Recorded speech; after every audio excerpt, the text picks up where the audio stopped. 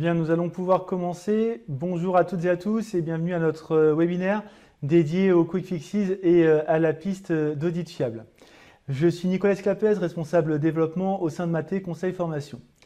Pour commencer, je vous propose une présentation de nos deux intervenants. Tout d'abord, Nicolas Dasta, directeur du pôle réglementaire au sein de Maté, ainsi que Vincent Tardieu-Mouty, formateur consultant, spécialiste dans les flux de facturation. Donc Nicolas Dasta vous présentera plus particulièrement la partie Quick Fixes et Vincent Tardieu-Mouty la partie sur la piste d'audit fiable. Il y a également les modérateurs qui sont présents, non pas à l'écran mais derrière l'écran. Ils sont dans les starting blocks prêts à répondre à chacune de vos questions.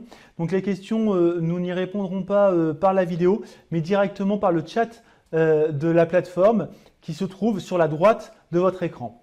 Vous êtes très nombreux, 200 inscrits. Nous vous en remercions vraiment, nous sommes très heureux. Et nous vous proposons donc de répondre à chacune de vos questions via le chat de la plateforme. Nous allons maintenant faire une rapide présentation de l'entreprise. Tout d'abord, le groupe Maté. Un groupe familial qui existe depuis 1950, plus particulièrement dédié donc historiquement aux transports internationaux, le fret aérien, le fret maritime. Et puis il y a eu un développement il y a maintenant une vingtaine d'années avec le pôle réglementaire qui s'est créé avec trois entités que nous allons présenter tout de suite.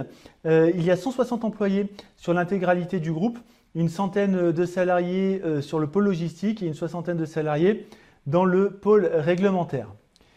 Je vais donc vous présenter maintenant les trois entités. Tout d'abord, EasyTax, spécialiste dans la représentation fiscale TVA. Donc l'entreprise accompagne les sociétés françaises à être identifiées à la TVA à l'étranger, mais également déclarer les opérations soumises à TVA dans d'autres États membres de l'Union européenne. Nous pouvons également aider des étrangers en France, mais également, pourquoi pas, un Suédois en Espagne ou encore un Portugais en Allemagne. Nous sommes présents dans les 27 États membres et nous traitons donc toutes ces obligations depuis nos bureaux niçois sans intermédiaire et sans sous-traitance. La deuxième entité est Maté Intracom, qui est dédiée aux obligations déclaratives liées aux échanges de biens et de services au sein de l'Union européenne, les DEB, les DES, ainsi que les équivalents que nous appelons intrastat de façon générale en Union européenne. La troisième activité qui est mise en avant aujourd'hui, c'est Maté Conseil Formation et l'assistance réglementaire en matière de TVA, de douane et fiscalité des entreprises. Nous développons le catalogue et en fin de formation, je vous présenterai les formations de cette fin d'année et plus particulièrement celles dédiées aux thématiques présentées ce jour. Alors, entrons dans le vif du sujet avec le sommaire. Tout d'abord, donc, il y aura une introduction sur les quick fixes avec les notions de livraison et d'incoterms qui seront développées. Ensuite, nous rentrerons vraiment dans la réforme TVA 2020 avec les livraisons intracommunautaires et plus particulièrement le renforcement des preuves d'exonération, le contrat de dépôt ainsi que les livraisons successives. Deuxième partie, la piste d'audit fiable. Tout d'abord, la définition, qu'est-ce que c'est ? Puis, des rappels sur la facture et enfin le cadre réglementaire régi par la PAF avec le dispositif unifié à l'échelle européenne ainsi que les contraintes à respecter et les formes de facture qui seront également développées. Je vous propose donc maintenant de passer la main à Nicolas Dasta, directeur d'activité du pôle réglementaire pour la présentation de la directive Quick Fixes et je vous retrouve donc en fin de webinaire. Merci. Merci Nicolas. Bienvenue à tous. Merci d'être aussi nombreux aujourd'hui. La première partie est donc dédiée à la réforme en matière de TVA qui a été mise en place au 1er janvier 2020. La réforme dite des Quick Fixes ou décisions rapides. Réforme avec but principal de, à nouveau, créer de nouveaux instruments pour lutter contre la fraude à la TVA. Quelques rappels nécessaires dans un premier temps à l'animation de ce webinaire. Le terme de livraison est important pour le sujet du jour. Le lieu où la TVA est due, lorsque on traite de biens, meubles corporels, de marchandises, c'est le lieu de livraison. Le terme livraison n'est pas employé en matière de TVA comme en termes de logistique. Le lieu de livraison en matière de TVA signifie le lieu du transfert du pouvoir de disposer des biens comme un propriétaire. Donc c'est une définition qui est assez longue, mais qui est précise. Dans le courant du webinaire, nous allons quelque peu contracter cette définition en parlant du lieu du transfert de propriété, mais cette contraction est erronée. Il faudra bien garder en mémoire la définition complète du terme livraison. Donc c'est le lieu du transfert de disposer des biens comme un propriétaire. Autre rappel important concernant l'animation de ce webinaire, le terme Incoterm, ici, veut dire donc conditions de vente internationales, International Condition Terms.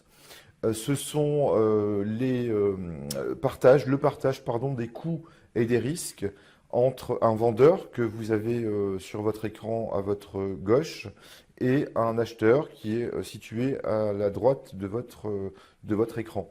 Donc vous voyez que selon les modes de transport, aérien, maritime, terrestre et ferroviaire, vous avez des incoterms différents. Donc on va ne focaliser sur ce webinaire que sur des incoterms que l'on appelle départ.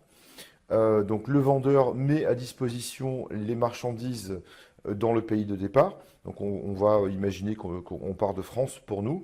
On contracte avec un client étranger, un client américain, pourquoi pas.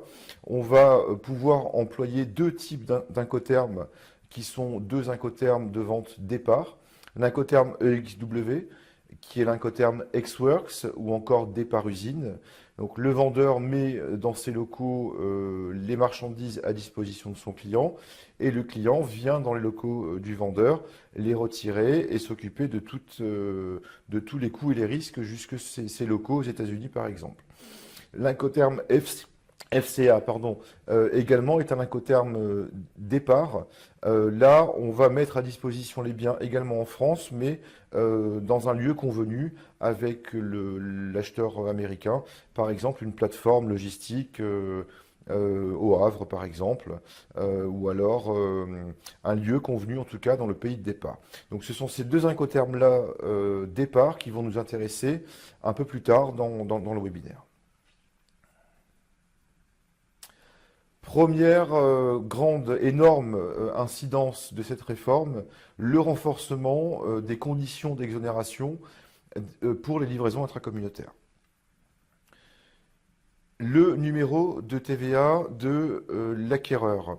Vous le savez déjà, lorsque vous voulez vendre une marchandise à un client suédois par exemple, vous allez devoir lui demander son numéro de TVA suédois. Allez le vérifier sur le site internet de la Commission européenne. On va voir ça tout de suite. Cette habitude, ce bon réflexe est à préserver et il est même à amplifier au sein de vos entreprises. Alors, le mécanisme de validation du numéro de TVA, pour mémoire, j'y vais très rapidement. Une connexion sur le site de la Commission européenne. Vous rentrez votre propre numéro de TVA. Le vendeur français, celui du client suédois, et si tout va bien, on va vous dire oui, le numéro de TVA est valide et il appartient à telle société. Cette vérification s'avère beaucoup plus importante depuis le début de l'année 2020, car l'existence et la validation d'un numéro de TVA deviennent une condition de fond pour l'exonération de TVA. Jusqu'à présent, cette condition n'était qu'une condition de forme. Les diverses jurisprudences qui ont été émises avant l'année 2020 par la Cour de justice de l'Union européenne avaient toujours été en faveur du vendeur, même si ce dernier n'avait pas obtenu le numéro de TVA au moment de la livraison. S'il prouvait in fine que son client était bien un assujetti, qu'il avait bien une activité économique dans l'État membre de destination, le vendeur s'en sortait à peu près. Désormais, c'est fini. Un bon numéro de TVA et donc devient une condition de fond. Alors, ça ne change pas vos habitudes, je me répète, mais ça vient renforcer cette obligation pour vous de valider les numéros de TVA et également de les valider à un rythme peut-être un peu plus soutenu que vous ne le faites jusqu'à présent. La plupart des boîtes le font lorsqu'un nouveau client entre. C'est soit le service risque qui le fait, soit la DV, soit la compta, pourquoi pas. Et ensuite, une fois que le numéro de TVA est en bécane dans vos systèmes d'information, il n'est que rarement vérifié. Donc là, je ne peux vous inviter qu'à le vérifier régulièrement pour valider qu'à chaque livraison, ce numéro de TVA est valide. Autre obligation liée aux livraisons intracommunautaires, qui n'était également qu'une condition formelle, la déclaration d'échange de biens. Ça, c'est une vraie révolution. Si vous ne faites pas de déclaration d'échange de biens, en cas de contrôle, vous risquez un rejet de l'exonération de TVA. Jusqu'à présent, une amende forfaitaire douanière était possiblement appliquée en cas de défaut de production de déclaration d'échange de biens. À compter du 1er janvier 2020, si vous ne faites pas de DEB, rejet de l'exonération de TVA. Donc c'est très très très important pour vous, sociétés, et vous, nos partenaires cabinets d'expertise comptable, toujours d'être sensibilisés parce qu'on a des clients qui font ponctuellement des livraisons intracom et qui ne font toujours pas de DEB. Donc très très très important. On doit également faire une bonne DEB. Nous avons pris un exemple ici très rapidement où le vendeur français adresse une facturation à son client espagnol, effectue une livraison sur une société belge à la demande de son client espagnol. Et là, la question est, de quel numéro de TVA avons-nous besoin pour enregistrer les DEB, pour rédiger la facture et donc prouver l'exonération de TVA. Lorsque nous faisons nos formations, sur ce type de diapo, on procède à chaque fois à un échange et quelque part à un vote. Et la plupart des stagiaires votent pour le pays de destination. Et la plupart des ERP, même des grands noms du marché, sont paramétrés de base avec le numéro de TVA du destinataire. Et là, il s'agit d'une erreur. Il vous faut prendre pour rédiger vos DEB et vos factures le numéro de TVA de l'acquéreur, donc de la partie facturée, dans notre exemple, le client espagnol. Donc faire une DEB erronée équivaut bien entendu à ne pas faire de DEB, car vous n'aurez pas mouchardé sur votre client et vous risquez ainsi d'avoir un rejet de l'exonération. Donc grande importance que faire la DEB et faire des DEB expéditions de qualité. Pour la déclaration européenne de services, même combat. Un défaut de DES ou une DES erronée peut également, en cas de contrôle, aboutir à un rejet de l'exonération de TVA. Alors, la Commission européenne a publié des notes explicatives. On peut l'assimiler à notre doctrine en matière de TVA sur toutes les quick fixes, toutes les nouvelles règles que l'on voit ensemble aujourd'hui.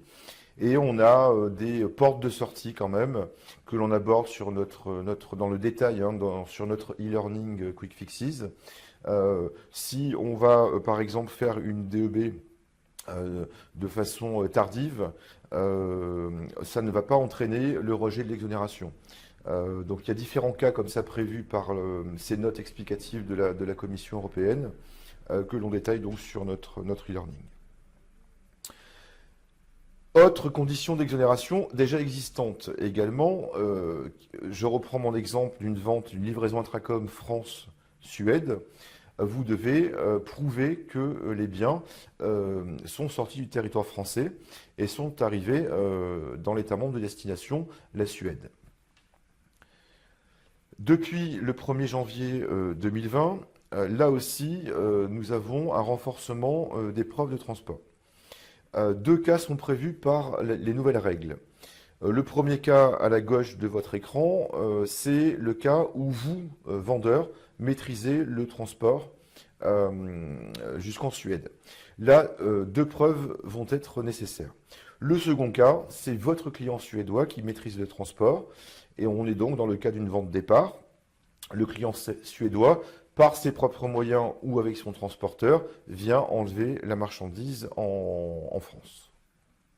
Premier cas, le cas où vous, vendeur français, vous maîtrisez le transport. Donc il s'agit d'une vente aux conditions arrivées où le transport est à votre charge.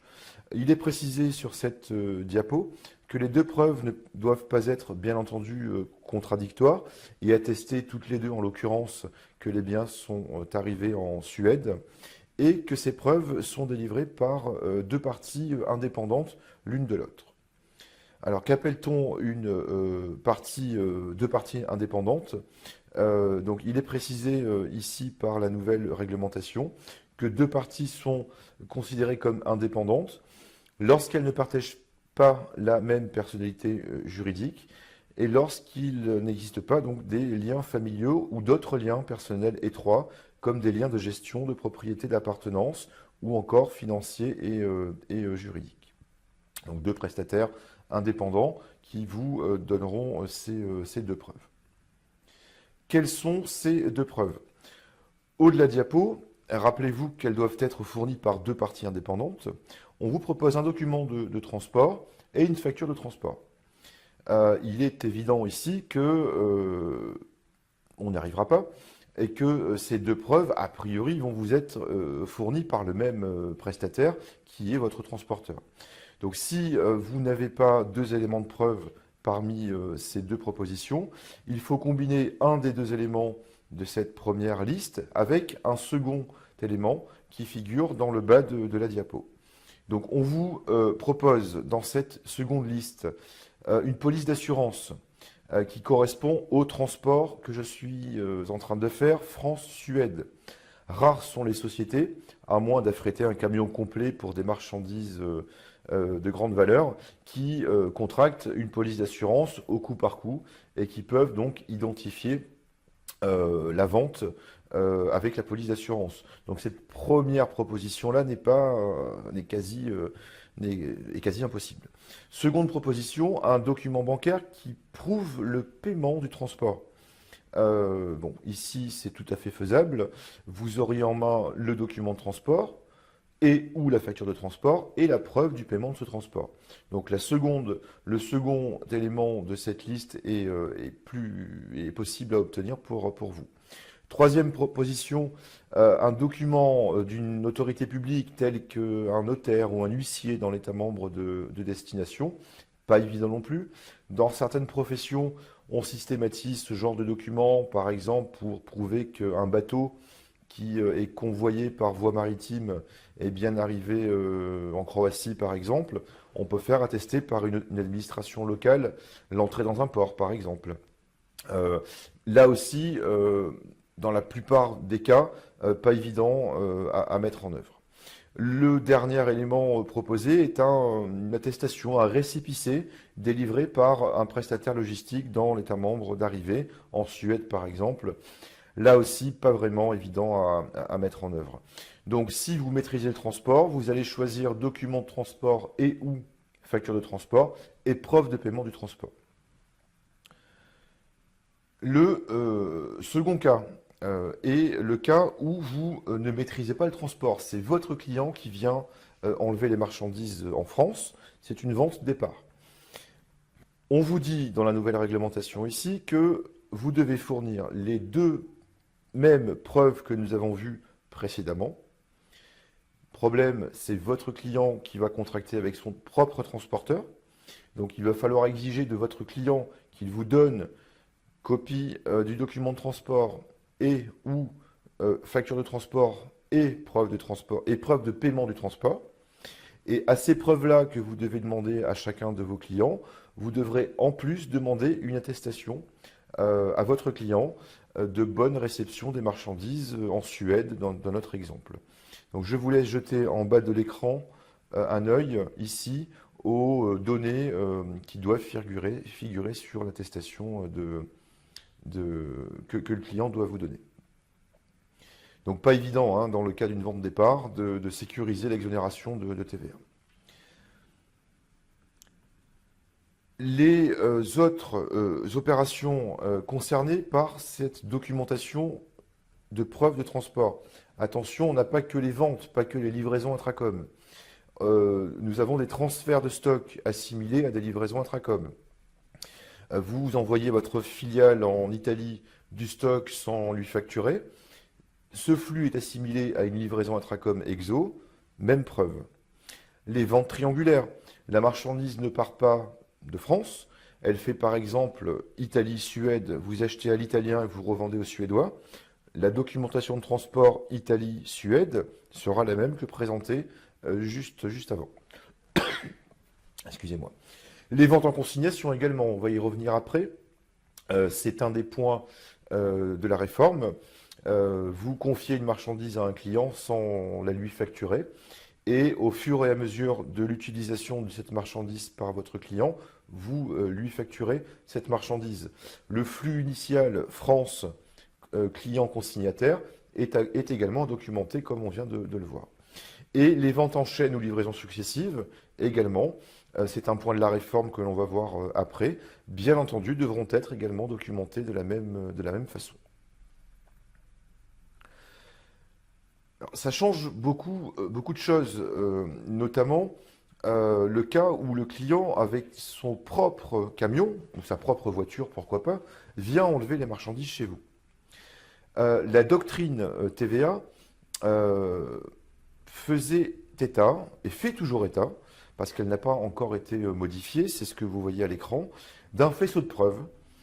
On va en prendre connaissance rapidement ensemble, que vous pouviez étayer le plus possible et le présenter au vérificateur, lequel était libre arbitre de choisir s'il acceptait ou pas ce faisceau de preuves. Je vous le disais, la doctrine, le BOFIP, n'a pas encore été modifié par rapport à cette doctrine-là. Donc il faut espérer que lorsque le législateur modifiera le BOFIP avec les différents points du Quick Fixes, il puisse permettre à un vendeur de s'appuyer sur ce même faisceau de preuves qui pouvait être, par exemple, composé de bons de commande, bons de livraison, avec l'adresse prévue en Suède, un avis de règlement d'un établissement bancaire suédois, de règlement de la marchandise, une attestation du client, etc., etc. Donc nous espérons que le BOFIP puisse, je me répète, maintenir ce faisceau de preuves, ce qui arrangerait quand même beaucoup les vendeurs qui font des ventes en départ usine.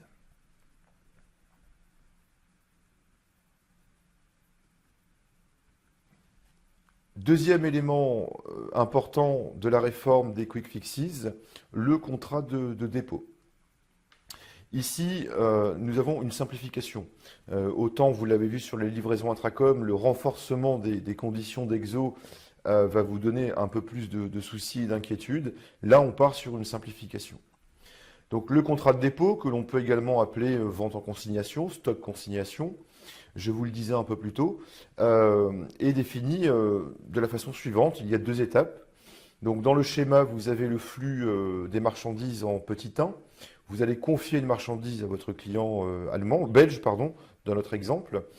Et ce client belge va utiliser ces marchandises, soit en les revendant à ses clients finaux, soit, si c'est un industriel, en prélevant des matières premières que vous lui aurez confiées pour les intégrer dans son processus industriel de fabrication. Et donc, la livraison, rappelez-vous du terme livraison, le transfert du pouvoir de disposer des biens comme un propriétaire intervient alors que la marchandise est déjà en Belgique. Donc, jusque fin 2019, cette opération-là donnait lieu à une obligation pour le vendeur français d'immatriculation TVA en Belgique. Le flux de marchandises France-Belgique, c'est l'étape numéro 1, était assimilé à une livraison intracom. entre le numéro du vendeur français, le numéro français, pardon, du vendeur français et son numéro de TVA belge. Donc il fallait déclarer en CA3 une livraison intracom et sur vos DEB XP également une livraison intracom. Lors de la vente, le lieu de livraison étant en Belgique, le lieu de taxation également est en Belgique, et ça a entraîné le fait que le vendeur français réalisait jusque fin 2019 une opération imposable en Belgique. Donc le droit commun, la règle générale, était de facturer le client belge TVA belge incluse, après avoir obtenu un numéro de TVA en Belgique, bien sûr, faire une déclaration de TVA en Belgique, collecter et reverser cette TVA à l'administration fiscale belge. Certains États membres octroient dans ce genre de situation-là une simplification qu'on appelle communément dans tous les États membres le reverse charge. Donc c'est l'inversion du redevable. En règle générale, c'est le vendeur qui va collecter une TVA belge, sauf si localement, l'État membre, la Belgique par exemple, a opté pour ce mécanisme dit du reverse charge. Dans ce cas-là, le vendeur français pouvait facturer hors taxe, charge à l'acquéreur local belge d'auto-liquider la TVA en Belgique. Donc, selon les États membres, le français devait ou pas facturer une TVA belge, mais en tous les cas, avait besoin d'un numéro de TVA en Belgique pour le transfert de stock. Donc, la simplification existante depuis le 1er janvier 2020 consiste à ne pas considérer l'étape numéro 1 comme une livraison intracom, mais d'attendre la vente, la livraison, le transfert de propriété, pour facturer et assimiler cette facturation à une simple livraison intracommunautaire, en matière de facturation et en matière de CA3 également. En matière de DEB, on a quelques petites particularités, mais c'est beaucoup plus simple qu'avant. C'est la vente qui est constitutive d'une livraison intracom. Donc il y a des conditions à respecter pour bénéficier de cette mesure de simplification. Un contrat, c'est le premier point que vous avez en bas de votre écran, entre vous et votre client consignataire. Vous n'avez pas d'établissement stable TVA dans le pays, donc en Belgique par exemple, dans le pays du consignataire. Votre client est identifié et redevable de TVA en Belgique et vous avez connu et vérifié ce numéro de TVA avant l'expédition des biens en consignation. Vous établissez une DEB expédition sous un régime particulier, mais il faut tout de suite faire une DEB même si on n'a pas encore vendu.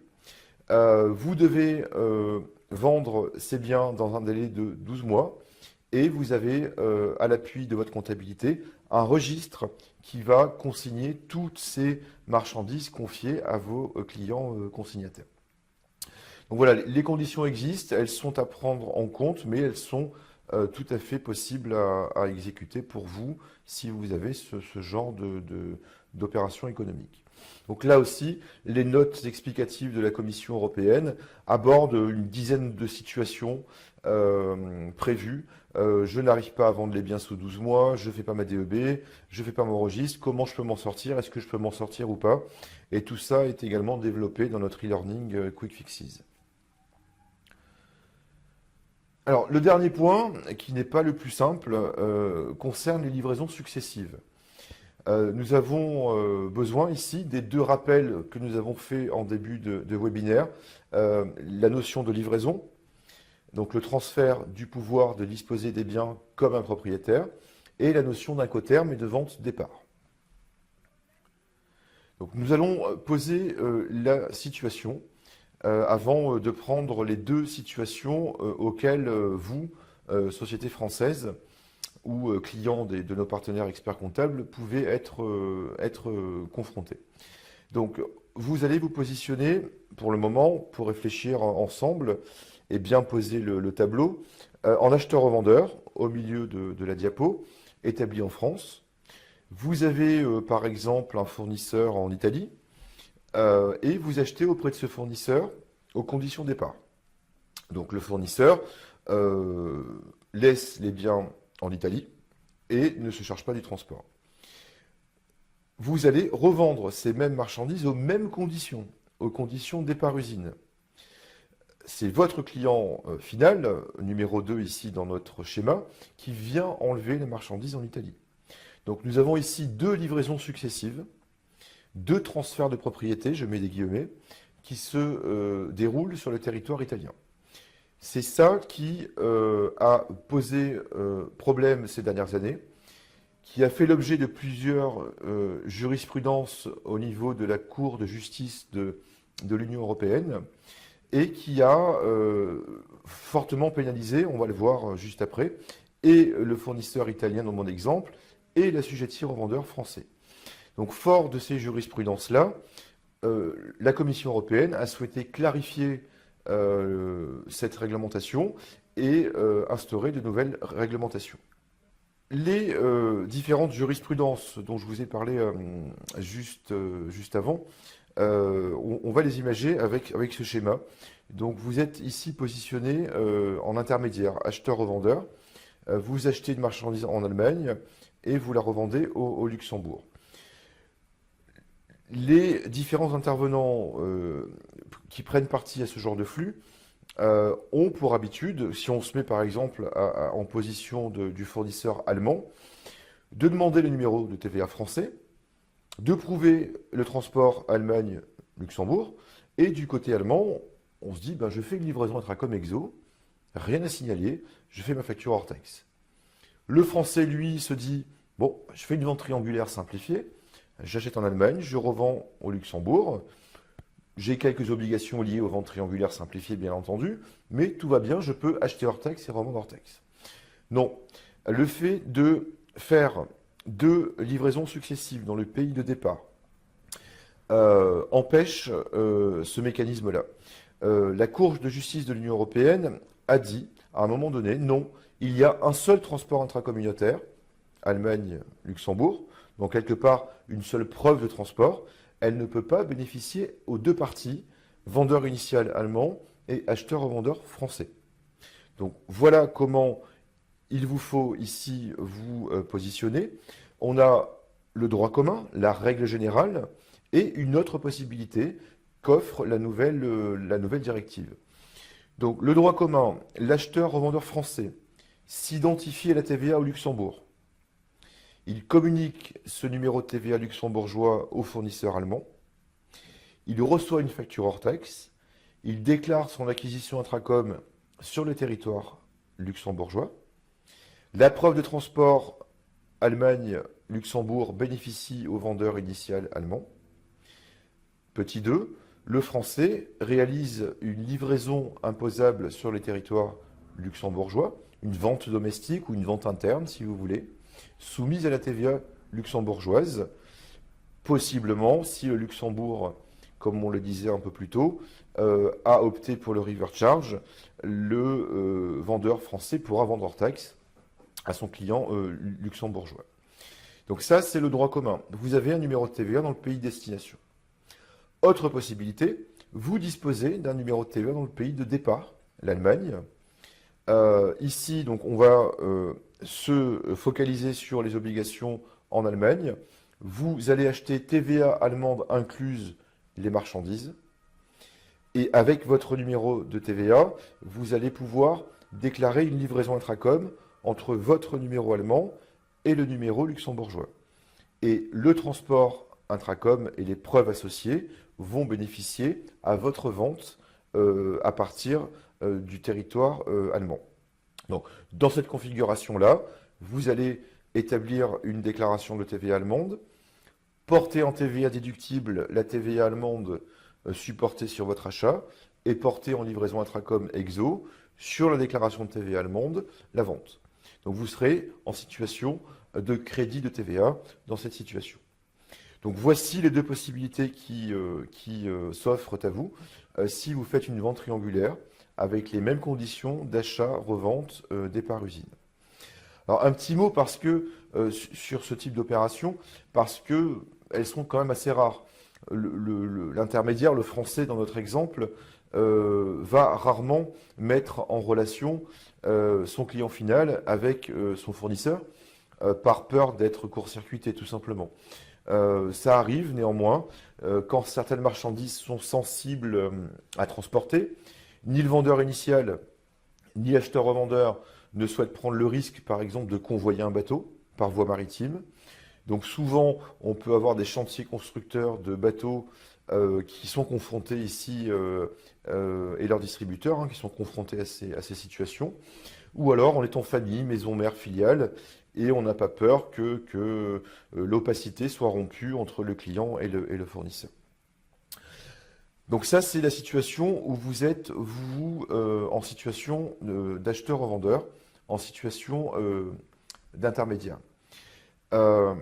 Si on pousse l'analyse un peu plus loin par rapport à ce genre de schéma, et si on se positionne en qualité de vendeur initial, vous faites une vente départ-usine à votre client allemand.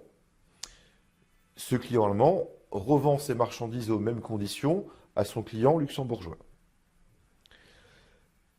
On va adapter et transposer ce qu'on s'est dit juste avant. L'allemand, droit commun, va être identifié à la TVA au Luxembourg. Il va vous donner son numéro de TVA au Luxembourg. Ou autre possibilité, l'allemand est identifié à la TVA en France. Donc je vous laisse jeter un œil aux deux possibilités, droit commun et autres possibilités. Ça sous-entend que lorsque vous, vendeur français, réalisez des ventes départ-usine au départ de France, vous devez vous préoccuper des conditions de revente de votre client. Si celui-ci revend aux mêmes conditions départ France, vous êtes obligé de mettre en place l'une des deux solutions qui est présentée ici. Donc ça change également là beaucoup la donne pour les vendeurs français.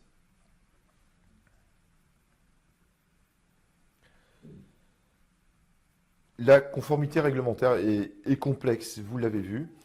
J'espère que cette partie Quick Fixes vous aura donné de l'info concrète et pratique. Je donne la main à notre second intervenant qui vient vous parler ici de questions de forme également avec la piste d'audit fiable.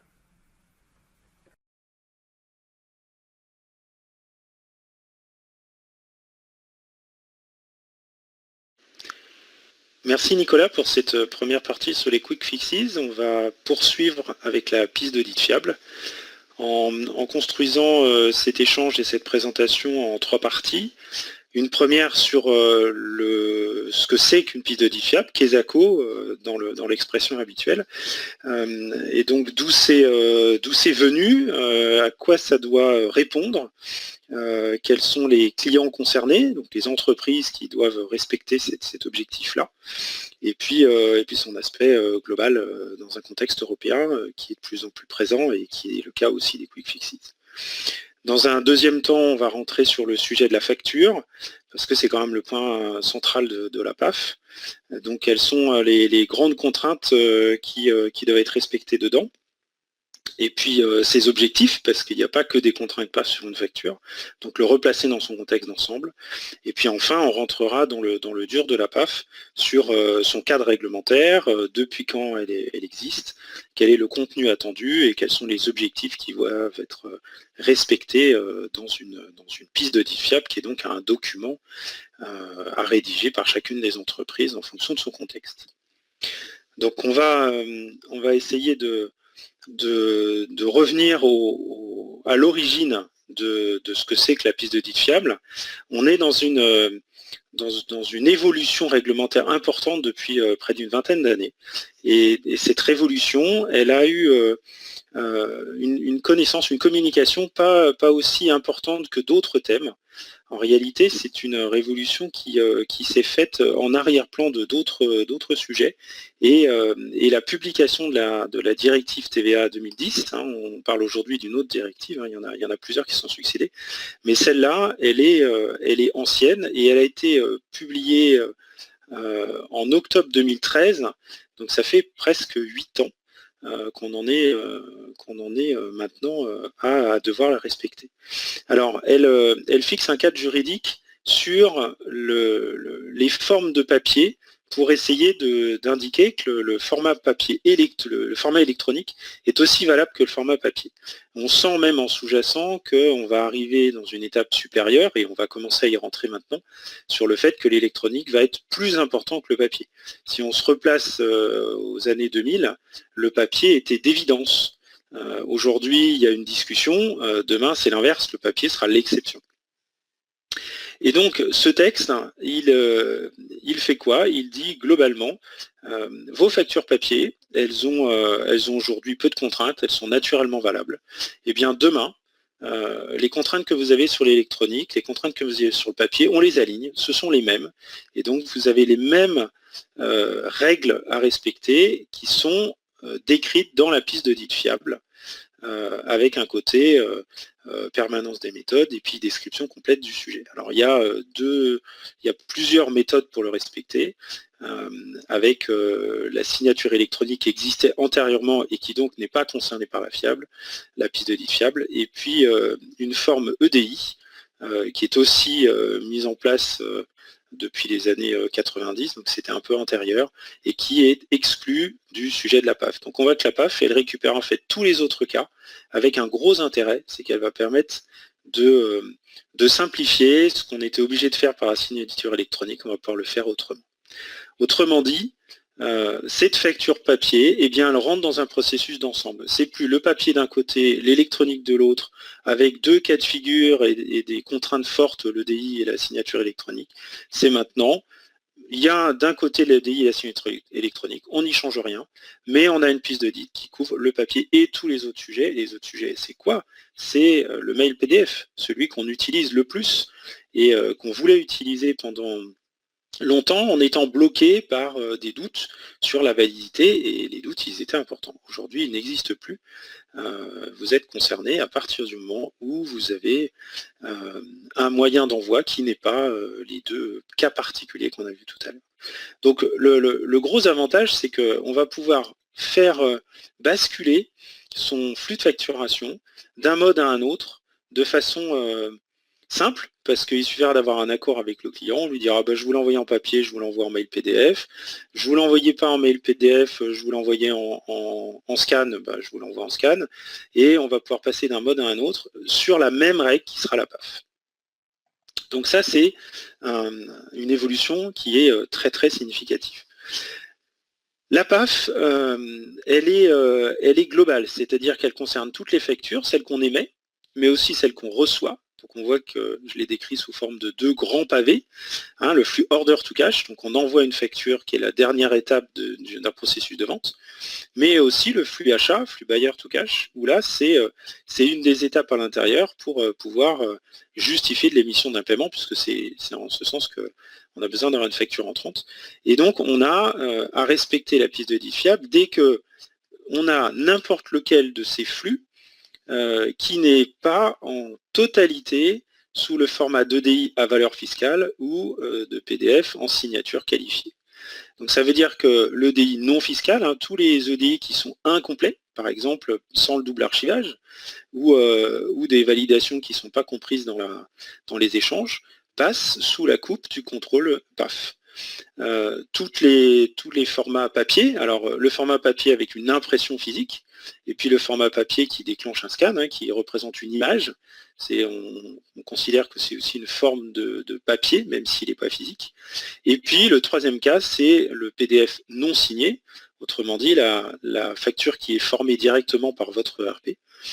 Cette facture, elle a une composante éventuellement directement utilisable, vous avez un côté préhensible, mais ça n'empêche pas qu'elle n'a pas sa signature qualifiée, donc elle n'est pas dans l'exception, elle rentre dans la piste d'audit fiable. Donc ça, je l'ai décrit sous le format sortant, mais c'est valable aussi sous le format entrant, donc quand vous recevez une facture sous un de ces formats-là. C'est valable qu'on soit en B2B ou en B2J, c'est-à-dire que B2G aujourd'hui c'est Chorus Pro en France, mais il y a des systèmes équivalents dans les autres pays de l'Union européenne. Donc cette contrainte-là, elle est valable pour ces deux cas de figure. Je rappelle que le schéma B2C est hors sujet puisqu'il n'y a pas d'obligation de la facture. Elle a d'autres utilités, mais en tout cas pas celles qui nous intéressent aujourd'hui. Donc ça veut dire que si on résume, quasiment toutes les entreprises sont concernées par la piste de lead fiable. Il faut être dans un cas de figure très très spécifique pour être dans une relation entre professionnels et ne pas avoir besoin de générer la piste de lead fiable. Je prends un exemple, vous êtes globalement en EDI, mais très souvent dans les UDI, les avoirs sont exclus. Et ben, ça veut dire que vous devrez avoir une PAF uniquement pour la réception des avoirs. Et là, je parle du flux client. Sur le flux fournisseur, c'est pareil, ça voudrait dire que la totalité de vos fournisseurs sont sous un format unique EDI ou facture avec signature qualifiée, ce qui est quand même assez rare.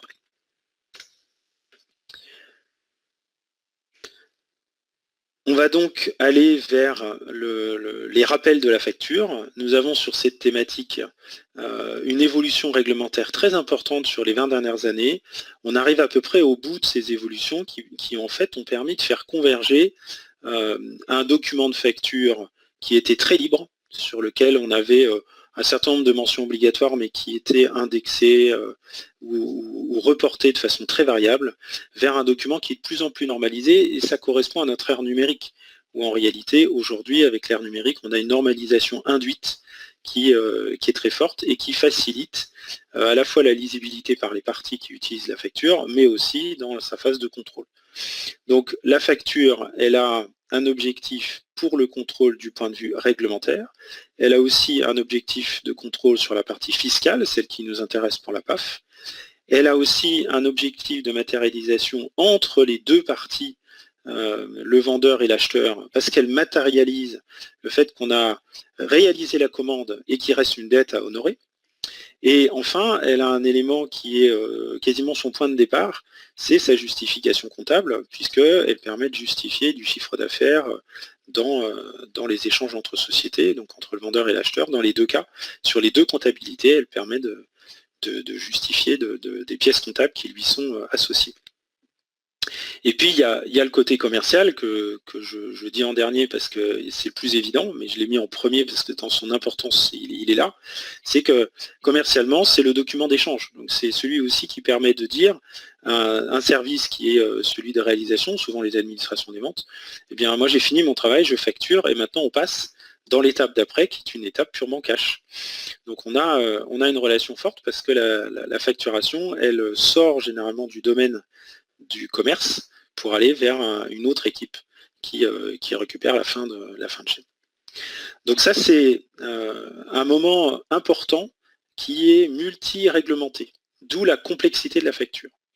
Donc comme on a des moyens d'échange qui évoluent, eh bien, on a dû rajouter des contraintes sur la facture ou en tout cas l'ajuster pour qu'elle puisse supporter le fait de passer en dématérialisation.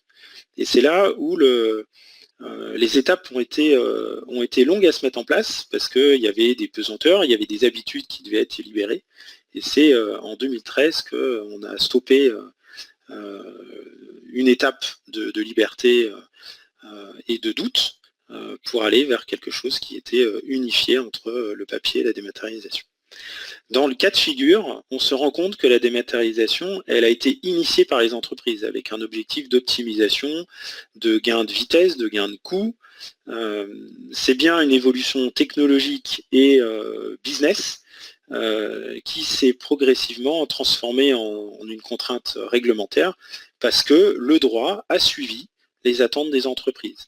Le contrôle a dû suivre la réalité des entreprises qui se sont habituées à une nouvelle façon de travailler, qu'on pourrait appeler aujourd'hui plus moderne, on verra si le terme est adapté dans une dizaine d'années, mais en tout cas qui est plus adapté au temps du moment où on essaye d'aller rapidement dans les relations entre les entreprises et mettre une facture dans une enveloppe après l'avoir imprimée, la remettre à la poste, faisant qu'elle arrive chez le client, ça nous paraît aujourd'hui complètement caduque, alors que c'était quelque chose de naturel il y a à peine une vingtaine d'années.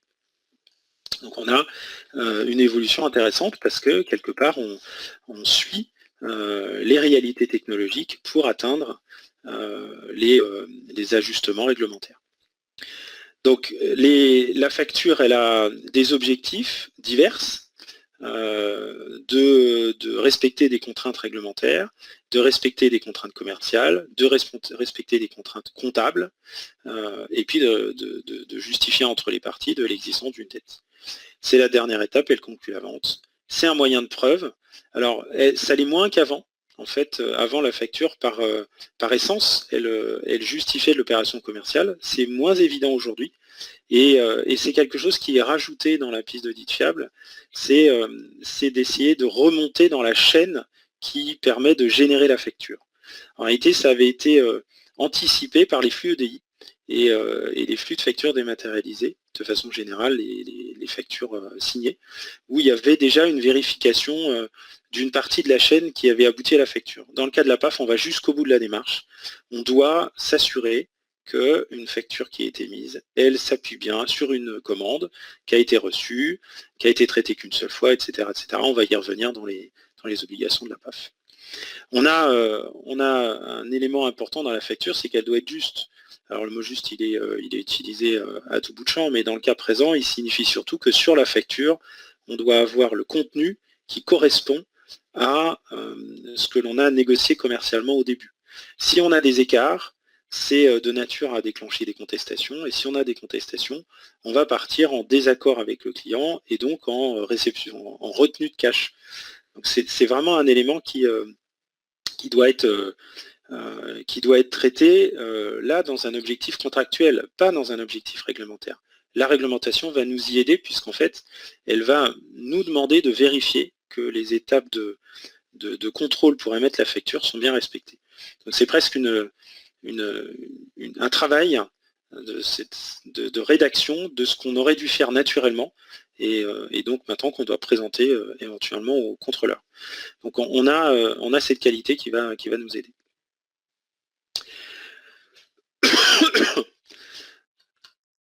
Dans les dernières évolutions réglementaires auxquelles je faisais allusion tout à l'heure, donc il y a la LME. La LME a été une étape clé dans les contraintes sur les délais de paiement, dans les contraintes sur la facture. On en parle beaucoup. Alors la LME, elle n'existe plus aujourd'hui. En fait, elle a été transposée, elle a évolué, elle a été modifiée par les lois Hamon, par les lois Pacte, par des décrets, par toute une série de choses. Y faire référence, c'est en fait aujourd'hui plus tout à fait ajusté. Par contre, on s'appuie directement sur le code de commerce avec son article qui décrit toutes ces contraintes-là. Elle a donc les objectifs qu'on a dit tout à l'heure, un objectif économique dans la réglementation. La réglementation n'est pas uniquement faite pour nous enquiquiner, même si ça peut être son effet immédiat. Mais la LME, par exemple, a eu un effet important pour lutter contre les retards de paiement. La lutte contre les retards de paiement, c'est un gain pour la très grande majorité des entreprises, parce que ça évite d'avoir énormément de cash dehors et d'avoir à consolider un BFR vers ses partenaires bancaires ou ses partenaires actionnaires. L'autre objectif, il est fiscal. Donc là, la fraude à la TVA, on en a beaucoup parlé, surtout dans les débuts des années 2000, avec le système de la TVA intracommunautaire. Ça a ouvert un boulevard pour des fraudeurs qui se sont engouffrés dedans et qui ont fait de l'écart à la TVA. On s'est rendu compte que les sommes étaient considérables et comme il y avait un objectif de réduire les déficits publics, ça paraissait logique de s'attaquer à la fraude. Et donc la PAF, elle s'intègre dans ce grand dispositif qui est aussi valable sur ce qu'on a vu ce matin, les quick fix, c'est aussi le même objectif qui est de lutter contre la fraude à la TVA. Et puis un objectif politique, écologique, mais en fait c'est un objectif politique, c'est la réduction de l'usage du papier. Les factures, elles se sont multipliées, elles sont devenues de plus en plus importantes, de plus en plus complètes. Les factures d'une page, c'est devenu rare. Et donc on avait un usage disproportionné du papier pour un objectif qui ne le justifiait absolument pas. Donc le politique s'est aussi inséré dans ce choix d'essayer de privilégier les solutions dématérialisées. Un objectif financier, bien sûr, quand on dématérialise, c'est un gain économique, ça toutes les études le montrent. Un document papier, c'est plusieurs euros, voire 10 à 15 euros la facture. Quand on est sur des solutions de dématérialisation, on arrive à passer en dessous de l'euro unitaire, voire beaucoup moins quand on est massifié, mais ça dépend des configurations. Et puis enfin, la logique comptable, les réglementations comptables, elles sont pour que les données qui sont publiées soient en adéquation avec la réalité de l'entreprise. En France, ça nous paraît relativement logique. C'est pas le cas dans tous les pays. Ceux qui travaillent à l'export, à l'international, ils savent que ça peut être très compliqué sur certains pays d'avoir une vraie image de l'entreprise. En France, grâce à ces contraintes, on a une grande fiabilité dans les éléments financiers qui sont proposés. Donc, en résumé, la facture, elle est obligatoire entre professionnels pour toutes ces raisons précédemment vues, et puis tous ces intérêts. Elle est contrainte par des mentions, ça c'est essentiellement du réglementaire, mais aussi du commercial, puisqu'on peut avoir contractuellement convenu de mettre un certain nombre de choses. Et puis, il y a un élément de conservation, puisque c'est un élément de preuve. Donc il y a une conservation qui doit être établie sur pas mal d'années. Alors on dit souvent 10 ans parce qu'en fait c'est le délai le plus long qui est comptable. Il est moindre côté fiscal, mais de façon évidente il faut la conserver de nombreuses années. Et conserver un document papier, on a un danger de destruction qui est connu mais qui est finalement pas majeur. Hein, évidemment il y a des destruction par le feu, par l'eau, etc. Mais c'était pas majeur, en tout cas aujourd'hui. La partie dématérialisée, c'est plus compliqué parce que les évolutions technologiques sont très rapides et finalement maintenir un archivage long sur un document dématérialisé, ça suppose que ça soit encore lisible à terme et ça c'est quelque chose de compliqué. Le législateur a prévu des sanctions importantes, donc ça c'est en fait une multiplicité des sanctions pour chacune des législations, donc c'est cumulatif. Un défaut fiscal il vaut autant par facture, un défaut juridique il vaut autant par facture, etc. À la fin, ça veut dire que la facture, comme elle est au centre, elle est contrôlée par de nombreuses administrations, sans compter les partenaires autour de nous qui en ont aussi besoin. Et c'est la raison pour laquelle l'attention qui doit y être portée est à prendre de façon majeure. On a un gros intérêt à la PAF et à la dématérialisation qui en est à l'origine, c'est qu'on est sur un dispositif européen. Donc ça c'est intéressant parce que ça veut dire que globalement les contraintes que l'on doit respecter, elles vont être utiles si on veut travailler à l'intérieur de l'Union européenne. Alors ça s'est pas fait en une fois, ça s'est fait très progressivement. Là j'ai résumé rapidement en quelques pavés ces 30 dernières années, voire ces 40 dernières années si on remonte en 1980 avec le démarrage de l'EDI. Mais on peut dire que dans les années 80, c'était vraiment du tâtonnement. Il n'y avait que quelques grosses entreprises qui jouaient avec cette façon de travailler. Mais ce qui est certain, c'est que les étapes intermédiaires, après l'EDI, on a eu la signature électronique pour faire des cas un petit peu plus spécifiques. Et puis on a eu des obligations liées à la TVA très rapidement, hein, puisque c'est quand même le porteur de la TVA, c'est la facture, dans les années 2006. En 2010, donc on a eu la PAF qui s'est déployée en 2013 sur la France. Elle a été un petit peu déployée plus rapidement dans certains pays et puis dans certains autres un peu moins rapidement, mais on va dire que ça s'est déployé entre 2010 et 2015 progressivement dans tous les pays. La PAF est un dispositif spécifiquement français, ce moyen de contrôle est spécifiquement français, mais l'objectif du contrôle, lui, est Union européenne. Sur la dématérialisation, on a eu une norme unique en 2014, donc ça c'était une norme unique côté administration publique, hein, c'est là-dessus que c'était visé, avec un déploiement progressif. Et en France, il a été intégré dans les marchés publics. Donc ça, c'est la facture X. Hein, on en entend beaucoup parler sous cette terminologie-là.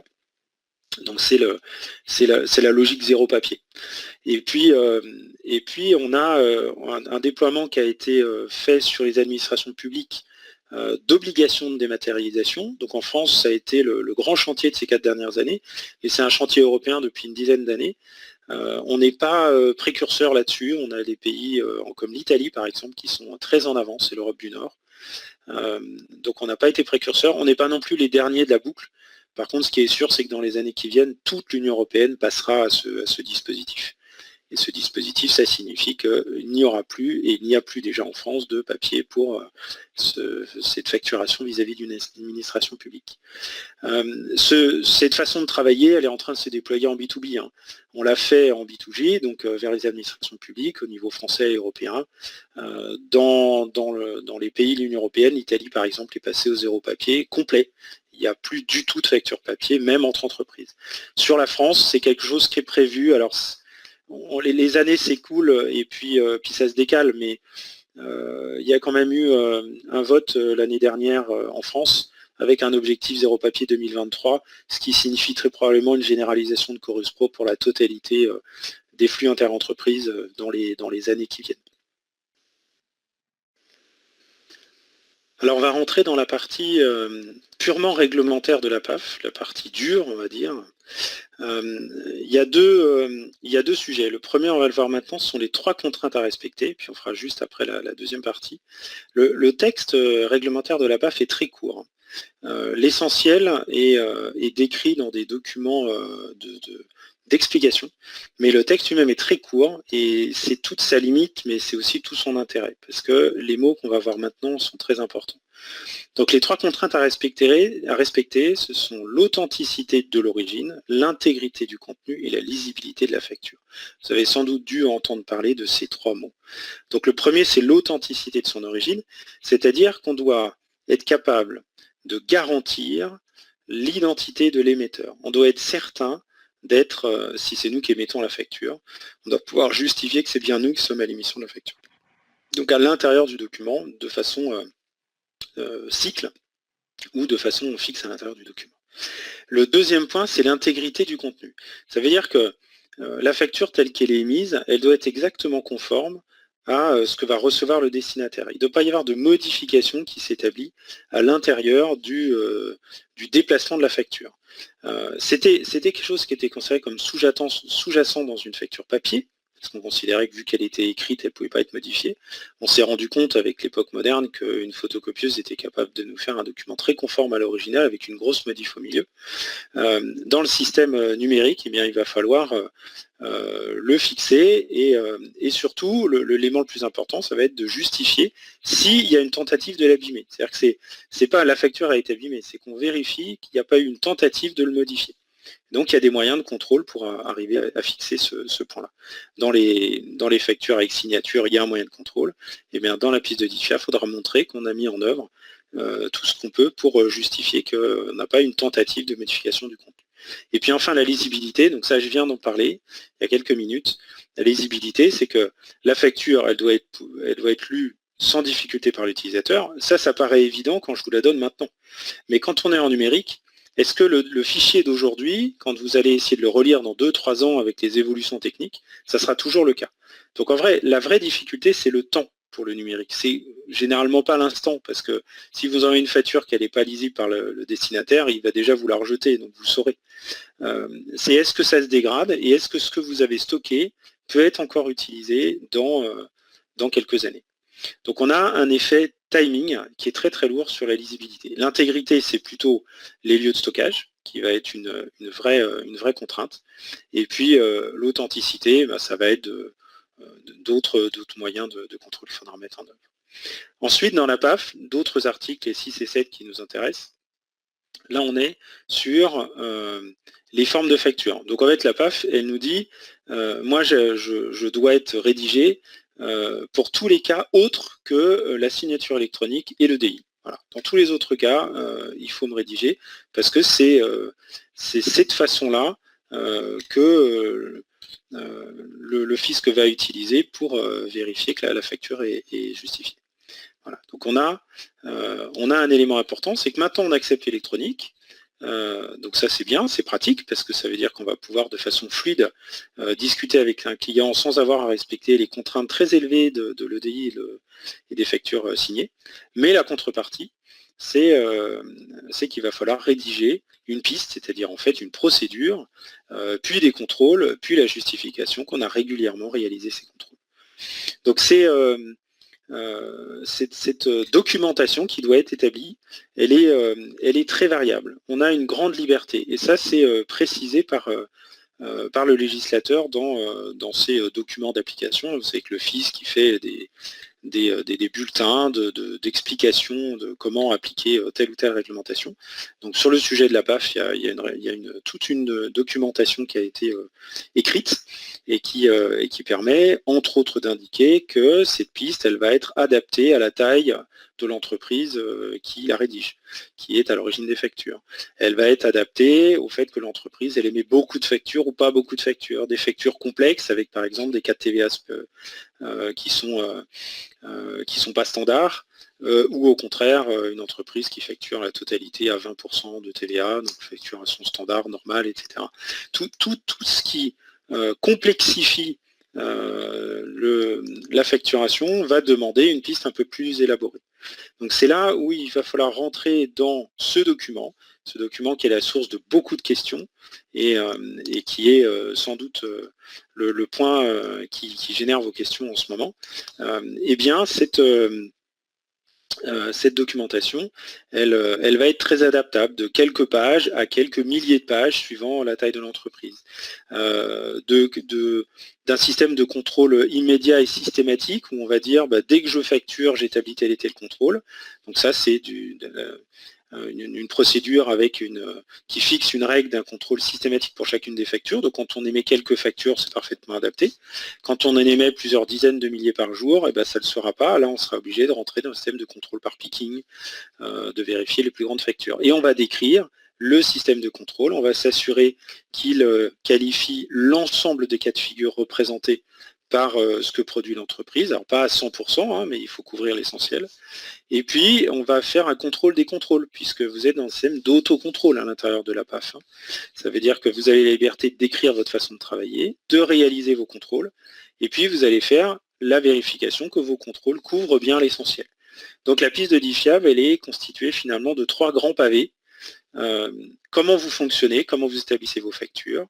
Dans un deuxième temps, comment vous devez contrôler que vous avez bien respecté vos procédures. Et enfin, comment vous avez vérifié que vous avez réalisé vos contrôles en conservant les justifications de ces contrôles. Donc c'est un triptyque. Et pour rentrer vraiment dans le détail de ces descriptions, là il faudra plus de temps que le délai que nous avons eu ce matin. Et donc c'est peut-être là où, si ça vous intéresse, on pourra poursuivre dans une formation ensemble. Voilà ces éléments. Donc en conclusion, un test réglementaire très concis, avec des conséquences très importantes, puisque ça a permis de basculer sur l'électronique, mais en même temps ça a contraint toutes les factures papier. Ça concerne quasiment toutes les entreprises.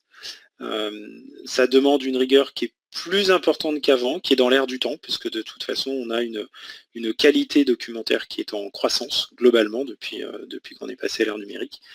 Le périmètre de déploiement dans l'entreprise est très attendu. J'ai pas eu le temps d'en parler parce que c'était difficile là en 30 minutes, mais il va falloir, dans le cadre d'une piste d'audit fiable, intégrer d'autres services que la comptabilité ou le service facturation.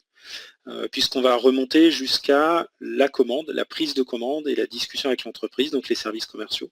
Et puis on va aller au bout jusqu'au cash, puisqu'on va avoir un caractère d'unicité. Une facture, c'est un paiement, une facture, c'est une commande. Donc il va falloir aller de l'order jusqu'au cash. Un processus très long avec beaucoup d'intervenants dans l'entreprise. Dans les entreprises de grande taille, c'est une vraie difficulté. Mais par contre, une liberté très forte, qui est un critère d'inquiétude en France, parce qu'on n'a pas cette habitude, mais une liberté très importante sur la façon de mettre en place cette piste d'audit fiable, de la décrire, d'établir les contrôles et de faire le contrôle des contrôles.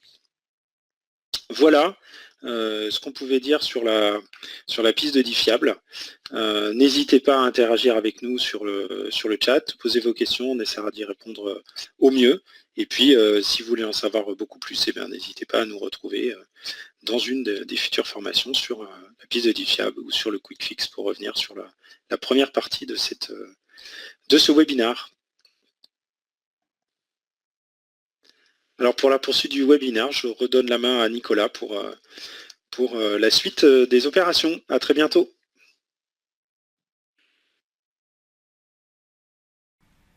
Bien, merci beaucoup Vincent Tardieu-Mouty, merci beaucoup Nicolas Dasta pour cette présentation des Quick Fixes et de la piste d'audit fiable.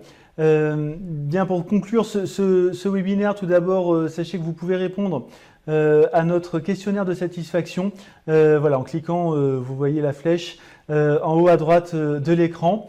Nous vous remercions donc pour votre participation active durant ce webinaire et nous espérons vraiment avoir répondu à chacune de vos questions. Et si ce n'est pas le cas, ne vous inquiétez pas, nous reviendrons vers vous ultérieurement pour vraiment prendre contact et y répondre un peu plus dans le détail.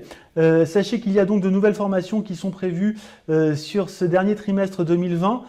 Tout d'abord, la piste d'audit fiable. Si vous voulez approfondir le sujet, sachez qu'il y a une formation sur Nice le 5 novembre, une autre sur Paris le 12 novembre, ainsi qu'une classe virtuelle qui est ouverte le 1er décembre, donc sous forme de visioconférence sur la journée du 1er décembre.